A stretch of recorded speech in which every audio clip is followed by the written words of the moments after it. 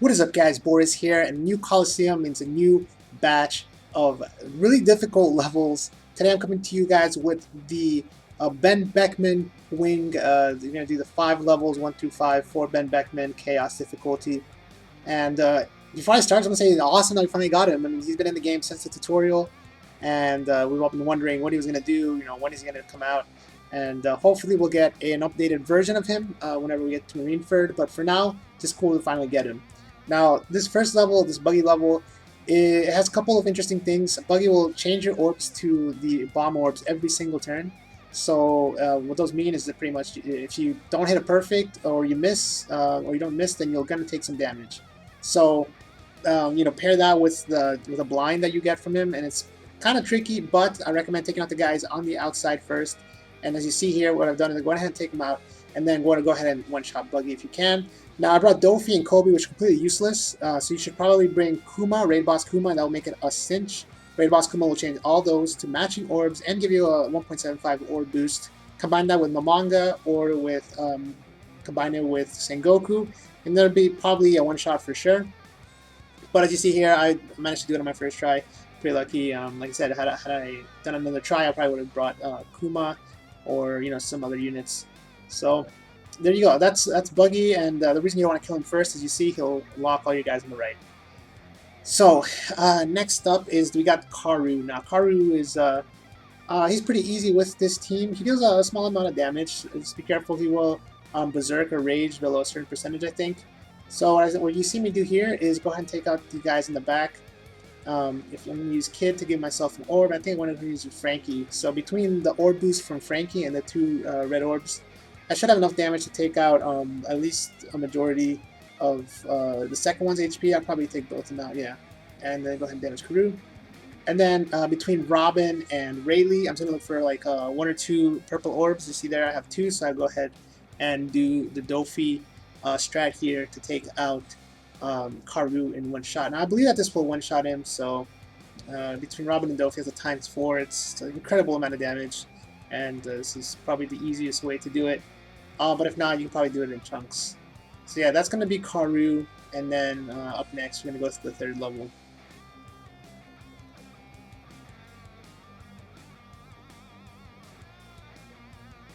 Okay, so now we have Afro Luffy. This one's pretty difficult. Afro Luffy has a ton of HP. So what I ended up doing is going with a double Mihawk team. Go ahead and get into half right off the bat.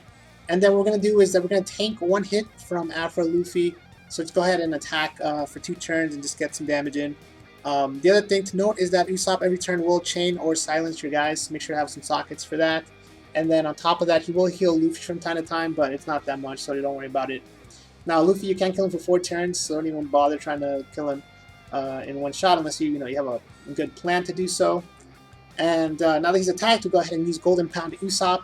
Now, do keep in mind that if you use Zoro here, then you will not be able to use Usopp later, because Usopp will still be delayed. So you have to kill Usopp first. So let me keep that in mind. That's why I don't use Zoro here. Yeah, so now you have 5 turns. Make sure you use Thatch to start trying to get some blue orbs on you guys. And then just try to go all out. Once you get 2 blue orbs, I recommend trying to go for Dofi. Like, I probably should just have done Dofi there. But I said, screw it, I'm going to wait 1 more turn, just in case I don't get a blue orb on my guys. And yeah, so now you see him, he like binds and glooms your guys. And yeah, so here at this point I use Dofi, and then with the next 3 turns, I should be able to take him out. Now, keep this in mind, guys. Once Luffy does go down, Usopp will go down to a 1-turn cooldown. So don't, I've died to that actually. So don't do what I did here. I went ahead and used Zoro for no reason. Go ahead and save your Zoro for when you kill Luffy. That way you don't lose to Usopp, who you can lose to, like I said. So there, now he's gonna go down to 1 turn, and at this point, like I said, that's when you can use Zoro.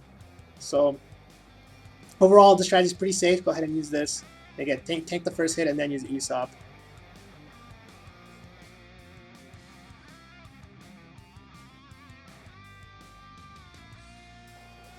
Okay, so now we're on to the 4th Colosseum level, and this time we're going to be facing Sanji. Now, the strategy for Sanji is actually pretty straightforward. Just bring in, again, a Mihawk team. And this time I have the combo, the Wombo combo of Dofi and Zoro. Now, I'm going to go ahead and get rid of these orbs. I'm going to try to farm for 3 green orbs. That way I can have full orbs when I do decide to burst. And I'm gonna take a hit here. Just you don't want to get him below 50, below 20%. I mean, I think he deals like 50,000 or something crazy. So I'm just gonna try to farm one more green orb, and I'll be good to go. And I'll take the hit. And then as you see here, now it's time to go all out. So go ahead, double Mihawk. And then we're gonna go ahead and use Dofi to swap the orbs around.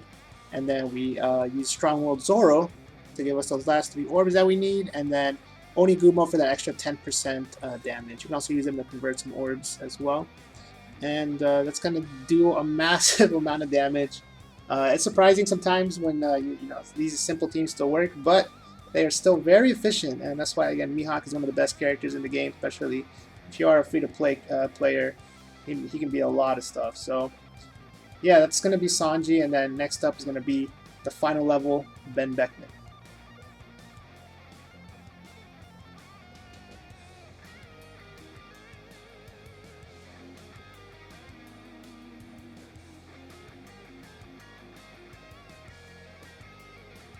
Okay, so now we're back versus Sanji once again.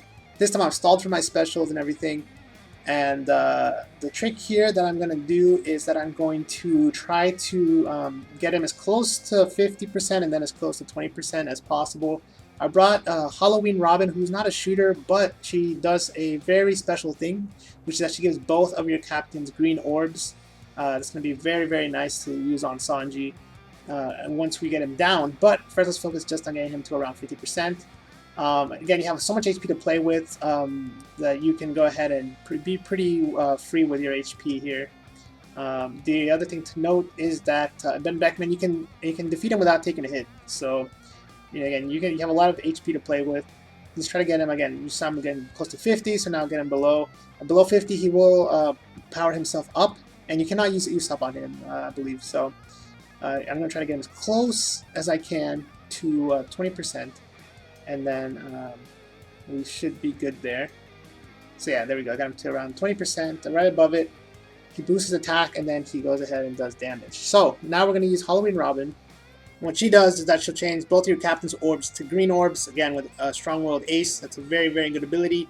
And you can actually go ahead and use one of your aces if you want here to lock those orbs in case you don't end up killing him or you end up messing up. You have another shot at it, but I decided to just go ahead and do it without it. And then the tricky thing here is that in the next room, once you do reach Ben Beckman, he'll deal, I think it's about maybe 80%. I haven't done the math. He does a large chunk of your HP, and then he will put a bother orb on your captain and seal it for 5 turns. So what this means is that you actually can't use Strongworld Ace's ability to go ahead and lock your orbs because it's already locked. So what you're gonna see me here is just go all out, try to do as much damage as you can, and then use Strongworld Usopp, and you'll have 4 turns to take him out. The problem, of course, being that he will start chaining one of your units every single turn for 10 turns. So it's a big deal. You have to take him out as fast as possible, but you do have 4 turns.